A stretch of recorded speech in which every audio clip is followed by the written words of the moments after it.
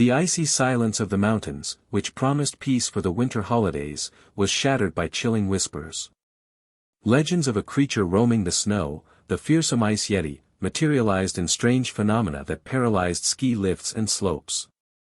Was it just the small town's imagination, or did a much colder and more terrifying mystery await the Mystery Incorporated gang in the vast white expanse of the forest? Fred yearned for an icy challenge, Daphne worried about the tourists' safety, and Velma sought a scientific explanation for the chaos. Scooby and Shaggy, well, they just hoped the hot chocolate supply would survive the adventure. The Mystery Machine glided along the winding, snow-covered roads, with the Mystery Incorporated gang on board, heading for Alpine Ridge Resort, a luxury retreat nestled in the majestic mountains. The landscape was a spectacle in itself, pine trees covered in a thick layer of sparkling snow under the winter sun. Fred's excitement for the chance to ski and the promise of hot chocolate and snacks for Scooby and Shaggy were palpable. Daphne was charmed by the beauty of the place, while Velma already observed the surroundings with her scientific curiosity. However, the idyllic atmosphere was quickly overshadowed by a wave of apprehension. The first warnings about the Ice Yeti were treated as local folklore, a fun legend to entertain tourists. This perception drastically changed when the main ski lift, without any warning, froze in mid-air, leaving dozens of tourists trapped in their chairs, suspended meters above the ground, trembling with cold and fear. Fred, with his knack for traps, already envisioned ways to adapt his gadgets to the icy environment, thinking of an improvised rescue plan. Daphne, with her innate concern, dedicated herself to calming the terrified guests' nerves, handing out blankets and words of comfort. Velma, on the other hand, was already immersed in data collection, analyzing air and ice temperatures, trying to find a scientific explanation for the phenomenon. She noticed something peculiar: the freezing was selective, affecting only the ski lift and a few specific areas, while other parts of the resort with similar temperatures remained untouched. The absence of frost in places where it would be expected intrigued her. Scooby and Shaggy, in their own world, were more concerned with finding the nearest snack shack. To their dismay, the shack itself was partially frozen, with its hot chocolate solidified and snacks hardened by the mysterious cold. The villagers, previously skeptical, began reporting sightings of a large, furry figure near the forest. The resort manager, an unyielding businessman named Mr. Worthington, tried at all costs to suppress the rumors, attributing them to a collective hysteria to protect his establishment's image. However, the panic intensified when more ski equipment was found frozen and unusable, and some slopes were blocked by ice. Velma concluded that the freezing patterns were bizarre and inexplicable by common natural phenomena. During a risky night patrol, Fred and Daphne came across enormous, deep footprints in the fresh snow, which definitely did not belong to any known animal in the region. The silence of the forest was then brutally broken by a distant and terrifying howl, a primal sound that echoed through the mountains, sending shivers down Daphne's spine and confirming that something was indeed lurking in the vast whiteness. The howl, icy and enigmatic, still resonated in the gang's minds as they huddled together, their gazes fixed on the gigantic footprints in the snow. Fred, with his hunter's mentality, immediately set out to track them, his adventure compass pointing towards the unknown. Velma, crouching, analyzed the depth and shape of the marks, trying to determine the creature's weight and structure. "They're too deep for a polar bear, and the drag suggests an unusual bipedal posture," she murmured, her brow furrowed. The footprints led to an even more remote and dense part of the forest, known by locals as the Frozen Labyrinth, filled with caves and jagged rock formations, where sunlight barely reached the snowy ground. The danger of the legendary creature was beginning to become a palpable reality, and the air grew increasingly thick with mystery and apprehension. Daphne, with her unwavering concern for others' safety, couldn't just focus on the creature. She organized a volunteer patrol system among the bravest guests at the resort, despite the reluctance and anger of Mr. Worthington, who saw the initiative as an acknowledgement of the problem.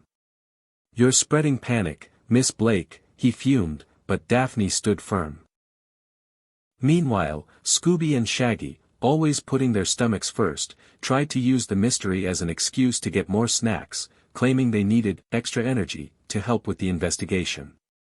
On one of their supply missions, they ventured farther than they should have and briefly got lost in the snow. The silence of the forest was broken only by the sound of the wind and their own chattering teeth, further increasing their fear of what might be lurking in the white shadows. During their deeper exploration of the forest, the gang stumbled upon an old abandoned cabin, almost completely covered by a thick layer of snow and ice, looking like a natural landform. The door was ajar, creaking in the wind, and inside, the air was biting. To their surprise, the interior was not empty. They found strange scientific equipment, frozen test tubes, complex meters, and ancient maps with enigmatic markings that seemed to indicate temperature patterns and secret routes through the mountain. Velma, with a gleam in her eyes, found a forgotten journal on a dusty table. Its pages were almost illegible due to moisture and time, but a few fragmented words could be distinguished, such as, experiments with extreme temperatures, and a search for a cold energy source. Fred, excited by the possibility of a perfect trap, began sketching plans to capture the Ice Yeti using the information found in the journal and the cabin's own structure. The cabin's location was strategic, offering a privileged view of the ski lift and slopes, which Velma noted with concern. Was it just a coincidence? As the team discussed their next steps, a loud and sudden noise coming from outside the cabin alerted them to an unexpected presence. The icy air seemed to grow even colder, and the tension was almost palpable, making them question if they were alone in that frozen hideaway. The noise that startled the gang turned out to be just one of the volunteer tourists Daphne had recruited, a young adventurer trying to retrieve some skis lost in the blizzard. Despite the relief, the experience reinforced the feeling that they were not alone in the vast, icy wilderness of the forest. Velma, tirelessly, continued to battle against time and moisture to decipher the pages of the mysterious journal. The few words she could make out spoke of an energy crystallization and the audacious attempt to control the cold, a concept that sent shivers down Fred's spine with its destructive potential. Fred, his mind already buzzing with ideas, began setting up his trap, using the abandoned cabin as an ideal strategic point. He adapted some of the gadgets found in the makeshift laboratory, transforming them into components for an intricate capture plan. His goal was not only to stop the creature but also to discover its true nature. Meanwhile, Daphne continued to interact with the local residents, who desperately sought her out. They shared increasingly terrifying stories about the Yeti, tales of people who ventured into the forest seeking adventure and were never seen again, making her even more apprehensive and determined to find a quick solution. A strong and unexpected blizzard hit the resort, isolating it completely from the outside world. Visibility dropped to almost zero, and the wind howled like a frozen ghost. Fear, previously an undercurrent, now openly bubbled among the tourists. The freezing phenomena intensified alarmingly, even affecting food in the restaurants, dishes that chilled in seconds, turning into blocks of ice before they could be savored, and the resort's tap water, which simply stopped flowing, solidified in the pipes. Scooby and Shaggy, desperate for anything warm and edible, decided to risk a trip to the main kitchen, where they found entire dishes frozen, despite the ambient heating. The sight of a chocolate cake turning into a giant popsicle left them in shock. Velma, observing the freezing patterns, noticed that they were increasingly irregular and unpredictable, suggesting that the creature, or whatever was causing it, was becoming more audacious or, dangerously, out of control. Chaos was setting in. As the blizzard worsened, a security alarm at the resort blared loudly, indicating an invasion in one of the complex's restricted areas, an area that even guests were not allowed to access. The team's hearts quickened, knowing that the truth was getting closer. The shrill sound of the security alarm echoed through the resort's corridors, cutting through the icy silence of the blizzard. The Mystery Incorporated gang rushed towards the service area, an intricate labyrinth of narrow corridors, exposed pipes, and heavy machinery that connected all of the resort's facilities. Upon entering, they were met by a shocking sight. An entire corridor was completely frozen, its walls, ceiling, and floor covered in a thick, shimmering layer of ice. Even control panels and tools hanging on the walls were encased in a freezing crust. Velma, with her flashlight, inspected the frozen equipment. It's advanced cooling technology, she observed, but something has drastically altered it. It seems to be the source of some of the localized freezing.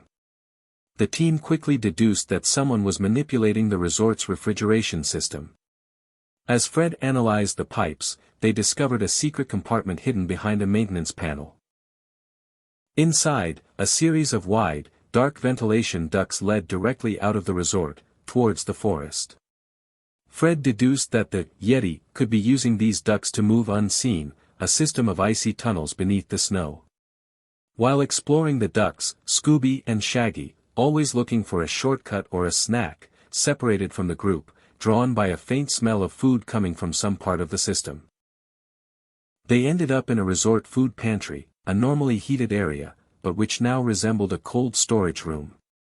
There, to their terror, they encountered a hooded man who appeared to be manipulating a glowing electronic device. The man, startled by the sudden appearance of the two friends, let out a muffled cry and quickly fled through an emergency exit, dropping a small, shining object on the floor. It was a quartz crystal, which emitted a cold, pale, almost ghostly glow. At the same time, Velma, who continued to decipher the journal in another part of the corridor, managed to read a few more pages, now more legible due to the drier air in that location. The notes described the creation of a cold amplifier, an experimental device capable of controlling temperatures on an unprecedented scale, and the dangers of using it excessively. The notes also mentioned a prototype being tested near the abandoned cabin. The tension increased when they realized that the corridor they were in was rapidly freezing beneath their feet, sealing the exit. They were trapped, and the ice was advancing. The corridor froze almost instantly behind them, but the gang narrowly escaped, using one of the shortcuts Fred had mentally mapped, knowledge gained from his many adventures in tight spots. They were now certain that there was a mind behind the freezing phenomena, a mind that was not that of a mythical creature, but rather that of someone with a very human and dangerous plan. The glowing crystal found by Scooby and Shaggy in the pantry deeply intrigued Velma. She examined it with a magnifying glass, noticing that it emitted a subtle, icy energy. This crystal must be a key piece for the cold amplifier described in the journal, she murmured, her logical mind working at top speed. Fred, with the journal's information in mind and his own observations of the freezing patterns, began to deduce the possible location of the Yeti's hideout. If the journal spoke of tests and prototypes, the hideout had to be an isolated and vast location. The answer came to him, an old abandoned mine in the mountains, known for its deep, isolated galleries, where the air was naturally cold and echoes resonated, amplifying any sound. It was the perfect place for a secret experiment. The team prepared for the final assault, gathering their equipment and formulating a plan, but they knew that danger was imminent and that this would be the decisive confrontation. As they approached the mine, the temperature dropped drastically, and a thick, icy fog made visibility almost nil. The sound of howling winds and cracking ice, like breaking bones, echoed through the dark, damp mine galleries, increasing the sense of dread. Inside the mine, they found a makeshift laboratory, illuminated by faint, pulsing lights. The place was filled with complex refrigeration equipment, bubbling tubes, and noisy generators, which seemed to pump out an almost palpable cold. Then, he appeared. The Ice Yeti, an imposing figure, covered in a dense white fur coat and glowing eyes, emerged from the shadows. But, to everyone's surprise, he was not a mythical creature. The elaborate costume was being controlled by a man, who was manipulating a device similar to the crystal found by Scooby and Shaggy, only much larger and more complex. It was Mr. Worthington, the resort manager. With a look of madness in his eyes, he confessed that he was trying to create a unique tourist attraction for his resort, an ambitious ice kingdom, which would put him on the world tourism map. He had found the plans of the reclusive scientist, the journal's author, and built the cold amplifier, but he admitted, with a twisted smile, that the device had gotten out of control. Fred, Daphne, Velma, Scooby, and Shaggy had to think fast to stop the manager before he froze the entire resort. The final confrontation in the abandoned mine was intense and chilling. Mr. Worthington, his mind distorted by his obsession with creating the Ice Kingdom, fired blasts of icy air from the amplifier, transforming the mine galleries into a labyrinth of ice and fog. The gang dodged desperately, the air freezing in their lungs with every breath. Fred, with his agility and knowledge of traps, used the rock formations and some of the discarded equipment in the mine to create an improvised trap, adapted for the extreme cold. He managed to temporarily trap the manager, entangling him in cables and boxes while he was distracted by Scooby and Shaggy. Daphne, with her incredible agility and sense of opportunity, seized the distraction. She snaked through the frozen galleries, dodging the blasts of cold air, in a desperate race to reach the main control panel of the amplifier. Her fingers were numb, but she persisted. Meanwhile, Velma, with her brilliant mind, noticed a crucial detail in the scientist's journal: the amplifier was overloaded, operating far beyond its safe limits. "It's going to explode," she cried, her voice echoing in the mine. "And if it does, it will freeze everything for miles around irreversibly." In that critical moment, Scooby and Shaggy, in an act of pure heroism driven by their rumbling stomachs, had an idea. Distracting the manager, who struggled to free himself from Fred's trap, they threw him a series of frozen snacks they had saved. Mr. Worthington, despite his madness, was a self-proclaimed glutton, and the sight of the food, even frozen, paralyzed him for an instant, allowing Daphne, with one last effort, to reach the panel and deactivate the amplifier. The explosion was averted by a hair's breadth. The sound of howling winds and cracking ice subsided until it ceased completely. The source of the intense cold was deactivated, and the temperature in the mine, though still cold, began to gradually normalize. Mr. Worthington, unmasked and with his plan foiled, was apprehended by the authorities the gang had contacted beforehand. The blizzard, which seemed endless, began to subside, and the sun shone again over the resort, promising a slow and gradual thaw. The Mystery Incorporated gang was hailed as heroes, saving everyone's winter vacation and the resort's reputation. Life began to return to normal, and tourists could finally enjoy the snow without the constant fear of an ice yeti. The Ice Yeti reverted to being just a legend, though now with a curious story behind it, that of an ambitious manager and his out-of-control cold machine. The gang bid farewell to the resort, their hearts warmed by friendship and the satisfaction of another mystery solved. They knew that, once again, they had proven that not everything that seems supernatural truly is, and that the truth, no matter how cold, can always be unfrozen. The snow, which once haunted with its mysterious cold and the threat of a monster, now sparkled under the renewed sun, revealing the simple beauty of the unfrozen forest. The Ice Yeti, unmasked as a greedy scheme, became merely a curious memory, a story to be told by the fireplace, with a touch of humor about a very ambitious manager. Peace and warmth returned to the resort, restoring the joy of the winter holidays. The mystery machine departed, carrying with it the team that once again proved that unwavering curiosity, unbreakable friendship, and a little courage can melt any enigma, transforming fear into a valuable lesson and a warm, comforting ending for all.